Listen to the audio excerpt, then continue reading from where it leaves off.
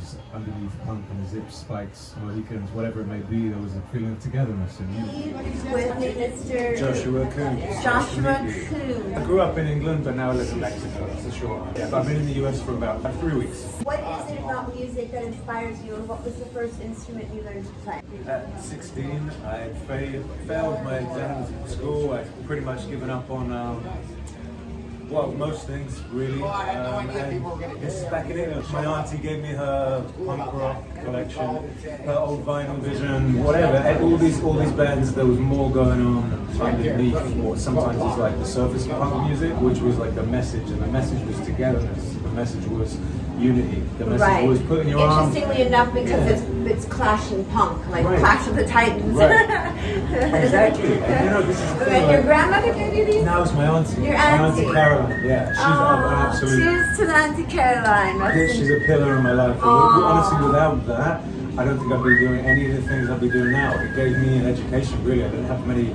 healthy male role models in my life. I grew up in a single parent family, lots of strong women, but like there was, you know, Joe Strummer and those kinds of people became people to kind of try and listen and learn from, and yeah, joined the band myself then. Yeah. So what was the instrument that you picked up Guitar, to express yourself with? Guitar. And what was the first song you learned to play on the guitar? Come up to the radio show! Ah! Even though it wasn't a punk song. What was it about it well, that you loved? That it was, I mean, it was literally the reason why it was that is because it wasn't YouTube, it wasn't anything like that. The first guitar book I got had that as like, here's a really easy thing to play. So it was the notes where you were reading music? Well, no, it was just the tabs. So it was like guitar tabs. I don't read music or anything. But it was just an easy way to start going, hey, look, I can play a song. But then once I picked up a little bit of just like, moving with my fingers, then the great thing about punk is you only need 3 chords anyway. So wait, what are those 3 chords? Well, they can be whatever you want, but usually they you know, say G, C, Hi, Miss Bernie. G, C, D, or I don't know, G, A, E, you know, anything like that. You can go along those more melodic or more kind of with like a more of a minor twang or blues twang. But yeah, punk music essentially only needs a few chords. So there was a beat in there that resonated with you. So did you sing as well as play the guitar, or just play the guitar? I sung. I wasn't the lead singer in our band, but yeah, so I joined the band when I was about 17, and that was with 3 of my best friends. And now I was a sort of backup singer, but playing lead guitar. Yeah. Good. So as you're walking through the streets of London, I guess, or your hometown, what are things that you think about? Well, this is a good opportunity to talk about my work and what I do now. So, you know, like living in London, like any big city, after music kind of ended for me, I was looking for a way to pay the rent, to get by, and I walked past the salon one day and actually saw this guy cutting hair. And he came outside to check this woman's hair in the natural light, and I saw something really creative about that. And actually, I started cutting hair myself, so I got into hairdressing after I played music. No way! Yeah, and then that's kind of after a few years of doing that, I started going out on the street and cutting hair for people who were sleeping rough, who were experiencing homelessness, unsheltered, whatever you want to call it. And that was about 8 years ago. So starting hairdressing in my mid-20s was an interesting thing. It really humbled me, even though I thought it was going to be quite easy. I could play guitar, how I'd be cutting hair would be, but actually it was quite an interesting experience building up the confidence with that. And then I realized my role as a hairdresser when somebody's in the chair in front of me, it was kind of like music in its own way, in the sense of it was a way to connect with people. It was a way to connect, and actually clients sometimes became friends and talked to them about their problems, their struggles, things that were going on in their life beyond how's the weather or where you're going on holiday this year. Although I started from cutting hair in the salon. I saw a problem that I think all of us see, which is homelessness. And I say that as a problem. What I mean is it's something that people in your broader community, of course, like I know we've got to look after our friends, our family, and our nuclear family, and our household. Right. I really think that our community is something much deeper and something much more interconnected. And in London, I'd see people in a difficult spot. I'd be on the way to work or to see friends at the weekend, and yeah, I'd have conversations with people, and one day that turned into a haircut. And that first haircut with somebody was about 7-8 years ago when I did it on the street, set up on the curb, on the pavement in London, and I realized there was this gift that I've been maybe not actually seeing that we all have, which is just showing up and listening to a person. Just in the haircut. It sort of became quite obvious to me this is just a vehicle actually, and yeah, it's a cool way to make someone feel better.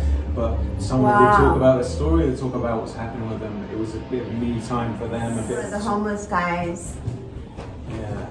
So, you know, there's all kinds of people. Like, what were your hopes and dreams once you realized you had another way to connect with the human soul? Well, you know, that's a really good question. I think we can all relate to feelings in our life that maybe sometimes the forces within us that can sometimes be quite strong. And sometimes in my own life as well, I've experienced those, and I think we need other people to lean on, other people to talk about our problems, our feelings. I mean, look, we all experience grief. We all have a certain amount of trauma we're working through, whether that's through our own life in childhood, through our adult life, or something more ancestral that we hold on to.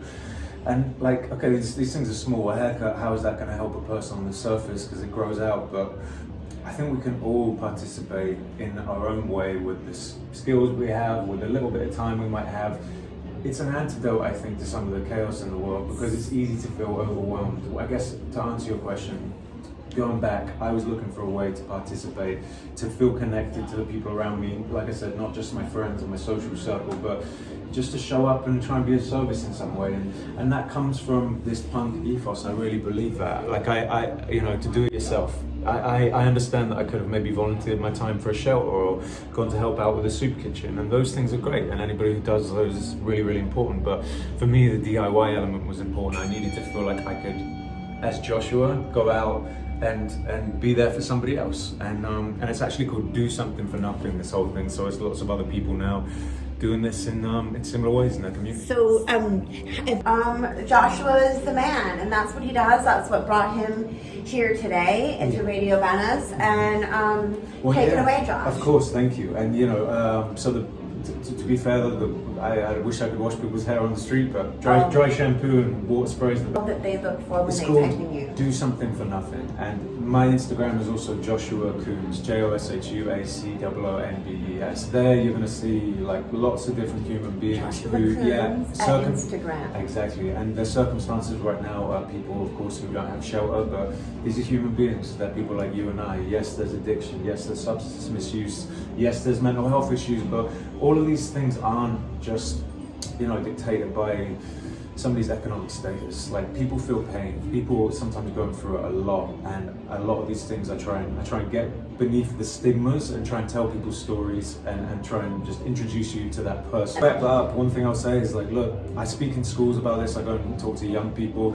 The message underneath the work that I do is, look, we're in a time where the world is a fucking crazy place, but nothing should take away your life force and vitality to recognize you can make a difference in your own way. It's not cheesy, it's not cliche, it's not some far out thing.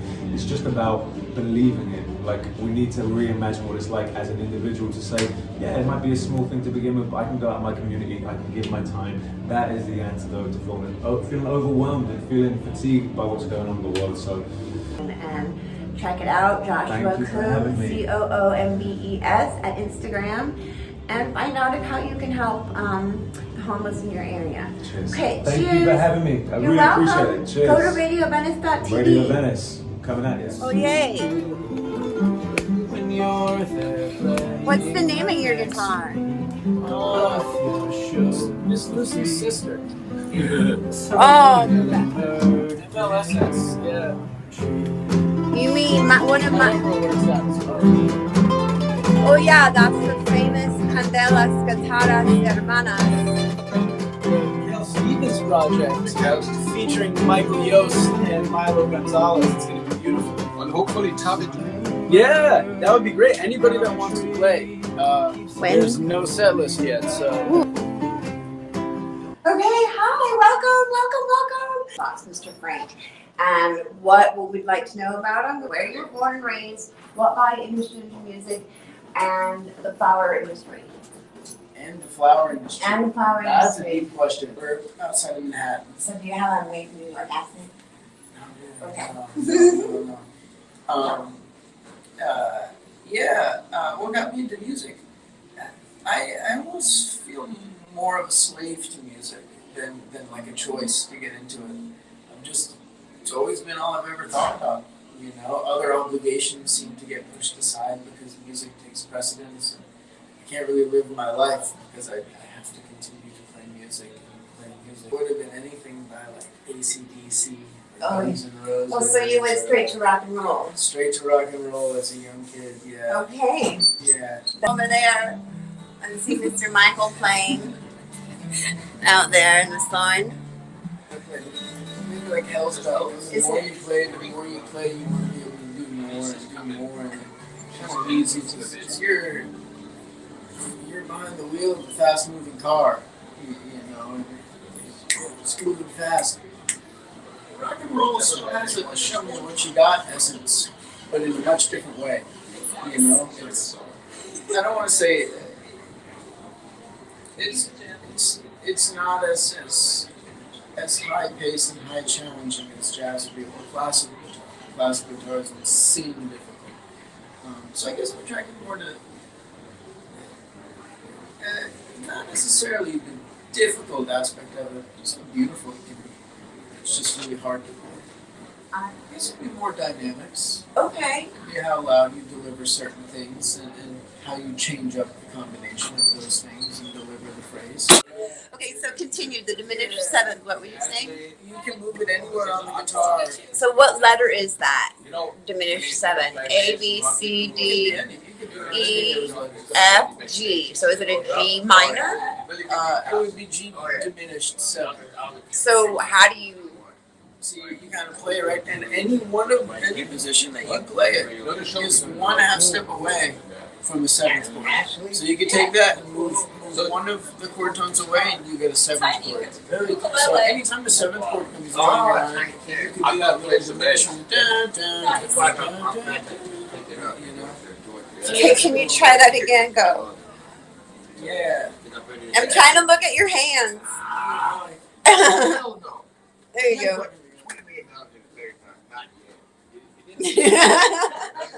Hi, Barry.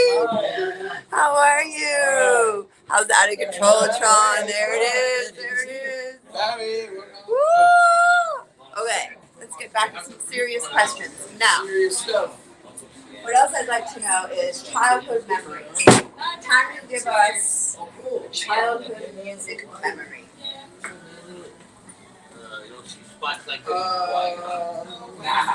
This is how we decided to do it, right? I have one memory of this old acoustic guitar. I was like a little tiny kid, and this guitar just had one string, and I would play the string.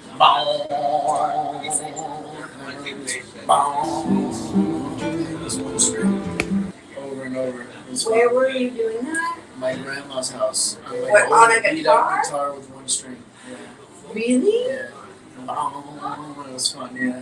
Was it too big for you, or Oh, was it's it? huge. Yeah, it was a full-size guitar. And where was it? Back in in New York, on the side mountains or something?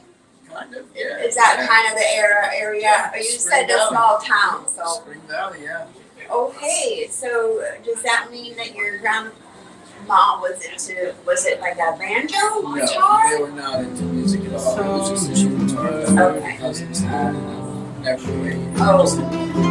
Yeah. No, my family wasn't really into music. Oh, okay, I'm okay. not a big music people. I'm finding that interesting that there was one string on the guitar. Like, what was there a reason? Do you know the story? Yeah, those behind probably it? just all broke off. It was the guitar. We both have guitars built by this guy, Tomas Delgado. Tomas Delgado of Candelas Guitars, right? Yeah.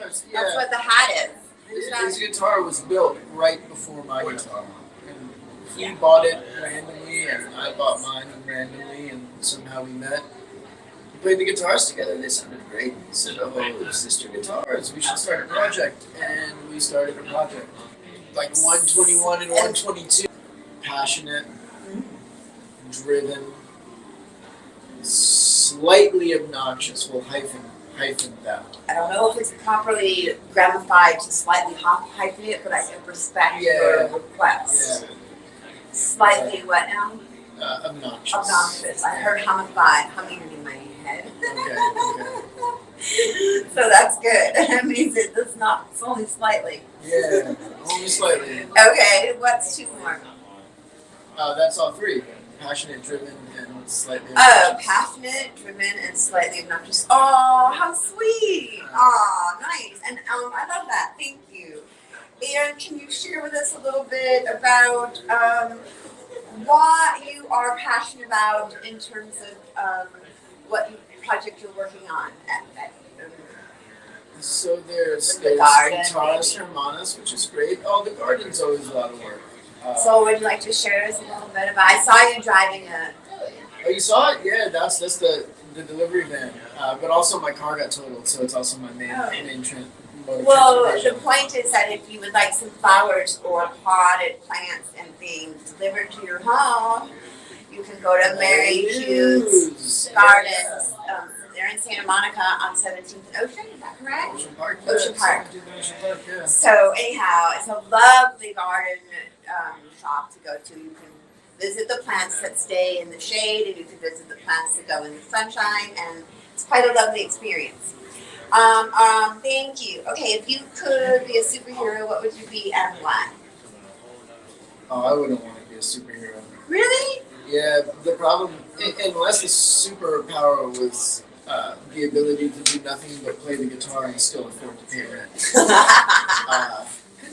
a good superhero. Yeah, you know. Why can't you be that superhero? That's my superhero. Okay, great. Yeah. You'll be. A lot of people will be like, "Yo, what's the name of it?"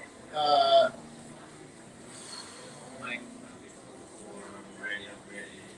don't know yet. Yeah, it's a hard one. Yeah. Oh, I have to figure out the legal terms of how superhero works. yo, flying music heels. What you Flying got flying coming music around heel, the corner on your skybirds? That's it right there. Anyways, okay, moving forward, can you think of 3 of your favorite musical influences? 3 of my favorite musical influences. Damn. Or I'm just gonna say your good morning wake up coffee song, whichever. You know, it's sort of hard because I think moment by moment, if music becomes. I didn't want to. Yeah, you know, but what sticks with me, I guess, influences. You know, there's that guy in AC/DC that jumps around with like the what is that outfit, the schoolboy outfit. That You is. know, Angus Young. Angus His Young, name, yeah. or Malcolm, one of those guys. Wait, They're so great. what is it about that you love so much? Those guys are just awesome, you know. They play a loud guitar, and there's a lot of people that can play this cool stuff, you know, like plugged in stuff. But that guitar, you need a lion tamer to tame that thing. It was you know? heavy, It's, huh? Not even physically heavy, but you pick that up, it's so loud, it'll blow you away. Interesting. You know, so What do you attribute that to? And what creates that? I guess that's one of those things you were talking about earlier, dynamic, right? You were talking about what creates that in the guitar, that loudness and dynamic. oh, they just crank it. They crank the amps. Everything is turned to 10, 11. You know, That's what it everything means. is, yeah, their guitars are so Turn it up to Those 11. Old school days. They still get loud, but yeah, that was when I was younger, and then I got into Dave Matthews when I got older, and then More soft. more soft, and then I started getting into like guitarists, you know, like Barrios and John Williams and all these classical guitarists and these flamenco guitarists and Vicente Amigo. And then now I just really listen to like classical flamenco music. So is John Williams the guy that did the Not Star soundtrack? Wars. Okay, not that There's I think he's Australian. Okay. Also, ACDC is Australian as well, right? Yes, they are. Yeah, they are. Australia's it's good music. Latin America has the best music. John That's Williams where you're at. is big for Latin American music. And is that that music like flamenco That's or Spanish. That's That's Spanish. Spanish. But Okay. there's a lot of like Venezuelan and Paraguayan and Argentinian just guitar composers. That are good? great. And that's where your genre of guitarist hermanas is that Nicaraguan and then Honduran. Could be. The Costa thing Rica. about playing with Michael Yost is we pull from everywhere. Okay. It's got everything. It's really good. Yeah. I like that. I like playing with him because he's open to everything. Yeah. You can hear it in his style. There's a lot of different stuff. It's interesting. I just didn't really pay attention, but there is a slight. There's a lot of difference between guitarists and the culture and how the guitar came out with such a sound. It's beautiful. I love that. Thank you so much for sharing those. What about the singing do you love? And what was one of the first songs you learned to sing? I generally don't like singing, or I shouldn't say that. I like a lot of flamenco singing is really cool. Oh, yeah, a lot how of does that ambient go? singing is cool. I don't know, I can't speak Spanish. Oh, okay. But it's Okay. great. But yeah, rock and roll is cool for the idea of singing as much anymore in terms of that. Lyrics, not even lyric. You just like the flow of the music. Okay. Yeah, although I'm gonna sing some words today. Are Maybe. you? I don't know. Actually, we'll see what happens because I think it might be fun with all these musicians. By the sound, and sometimes the sound do not match the lyrics. Sometimes that happens, and I understand. It would be kind of cool sometimes if, like, you can mute the vocals sometimes and just hear the sound if you weren't happy with the sound vocals. Sometimes I'm just saying randomly. Sometimes I've been like, it upsets you, but it is not my song, right? You know what I'm saying? Like, it takes a lot of effort to put forth a song. So thank you for sharing your songs today. Will you share with us a little bit about what or who or what inspired you? In general? Yeah, like while you're walking down the street, like what you think about and what might bring you to an inspiration. Honestly, it could be anything. It literally could be anything. Sometimes I'll just be sitting at the shop and there's like a hummingbird that hangs out and sits on top of this nectarine tree and just like flies around and comes back and sits there while I play the guitar. That can inspire me. Or that's so cool, right? Oh, it went right. I was zooming in on that. That's because you work at the garden, the Macy's man, I see so much stuff. So many rats. The rats are just so funny, but also assholes. Oh. But anything can inspire me. You can see someone trip and like kind of fall, but not be too hurt, a little hurt. Oh, I understand. And I love it. It's just like, that's you're so recognizing. funny. Yeah, I can't wait to tell someone what I saw and see if I can emote that emotion. And I was like, it was funny. Will you do me a favor and say go to radiovenice.tv on YouTube? Go to radiovenice.tv on YouTube.